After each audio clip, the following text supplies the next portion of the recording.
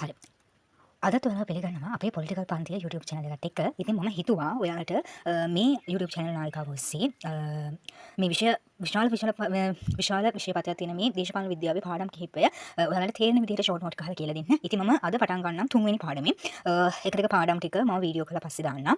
එහෙනම් අපි පටන් ගමු අද තුන්වෙනි පාඩම රාජ්‍ය පිළිබඳව. මේක ඉතාමත්ම දීර්ඝ පාඩමක්. අපි ආස විදිහට මේක පටන් ගමු. එහෙනම් ඕගොල්ලෝ හැමෝම බලන්න කියලා ආරාධනා කරනවා. ඒ වගේම තමයි YouTube channel එක subscribe කරන්නත් කියලා ආදරෙන් ඉල්ලා හිටිනවා. එහෙනම් මේ වීඩියෝ සීරීස් එක පුරාම මාත් එක්ක ඉන්න කියලා ආදරෙන් ඉල්ලන් ඉන්නවා. එහෙනම් අපි යමු පාඩමට. දැන් අපිට තියෙන්නේ තුන්වෙනි පාඩම රාජ්‍ය පිළිබඳව. ඒකේ පළවෙනි මාතෘකාව තමයි රාජ්‍ය පිළිබඳව හැඳින්වීම. ඒ යටතේදී අපිට පළවෙනි පොයින්ට් එක විදිහට තියෙන්නේ රාජ්‍ය දේශපාලන විද්‍යාවේ ප්‍රධානතම තේමාවක්. ඒ කියන්නේ දේශපාලන විද්‍යාවේ තියෙන ප්‍රධානතම තේමාවක් තමයි මේ රජය කියලා අපි හඳුන්වන්නේ. රාජ්‍ය මිනිසුන්ගේ ජීවිතයට සෘජුවම හෝ වක්‍රව බලපානවා. ඒ කියන්නේ මේ රජය මිනිසුන්ගේ ජීවිතවලට එක්ක සෘජුව බලපෑම් කරනවා නැත්නම් වක්‍රව බලපෑමක් සිද්ධ කරනවා. මිනිස්සෙක් මේ රාජ්‍ය සමග සම්බන්ධතාවය ආරම්භන පළවෙනිම අවස්ථාව තමයි උපත ලියාපදිංචි කිරීම එකකින්. ඒ කියන්නේ උපත ලියාපදිංචි කරාට පස්සේ තමයි මිනිස්සෙක් මේ රජය සම්බන්ධ වෙන්නේ. අන්න ඒ විදිහට සම්බන්ධ වෙච්ච එක මරණය දක්වාම පවතිනවා. රාජ්‍යක හෝ සමාජිකත්වයක් ගත්තට පස්සේ පුද්ගලයෙක් මොකද වෙන්නේ? පුරවැසියෙක් බවට පත් වෙනවා. කියන්නේ රජයේ සමාජිකත්වයේ ගත්තට පස්සේ පුද්ගලයෙක් පුරවැසියෙක් බවට පත් වෙනවා. අන්නේ පුරවැසියෙක් බවට පත් වුණාට පස්සේ යාට ලැබෙනවා අයිතිවාසිකම්.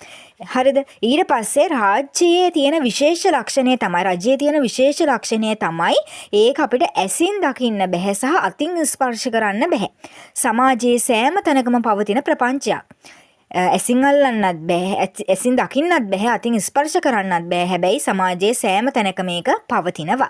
එතකොට රජයේ සතු වගකීම් නැත්තම් රජයේ සතු කාර්යයන් විදිහට අපිට තුනක් තියෙනවා. එකක් තමයි මේ පුරවැසියන්ගේ අයිතිවාසිකම්. ඒ වගේම නිදහස ආරක්ෂා කර ගන්න ඕන රජයක් වුණාම.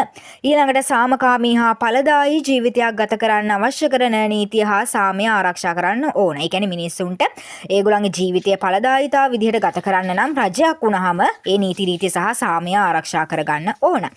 තුන්වෙනි කරුණ තමයි ආර්ථික වර්ධනය සහ සමාජ සුබසාධනය. අනිවාර්යයෙන්ම රටක් වුණාම රටේ ආර්ථිකය වර්ධනය කරන්න ඕන. ඒ වගේම තමයි සමාජ සුබසාධනය. ඒක තමයි රාජ්‍යයක ප්‍රධාන කාර්යයක් තමයි.